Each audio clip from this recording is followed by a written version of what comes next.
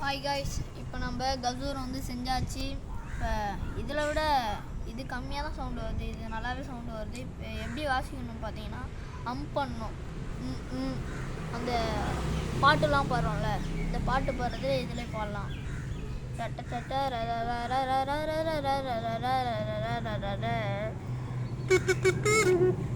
கொஞ்சம் tight loose பண்ணிக்கோங்க.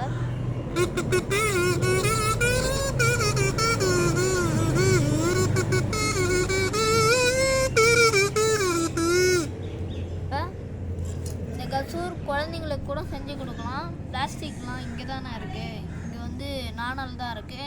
இதோட சார்லாம் உள்ளே போனால் மருத்துவ குணம் இருக்குது. இது குழந்தைங்களுக்கு செஞ்சு கொடுங்க. நன்றி, வணக்கம். அதில் வாசிச்சு காமிக்கல.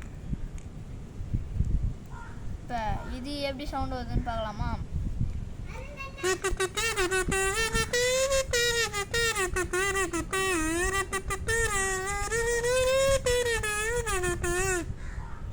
இது வந்து கொஞ்சமாக தான் இருக்குது.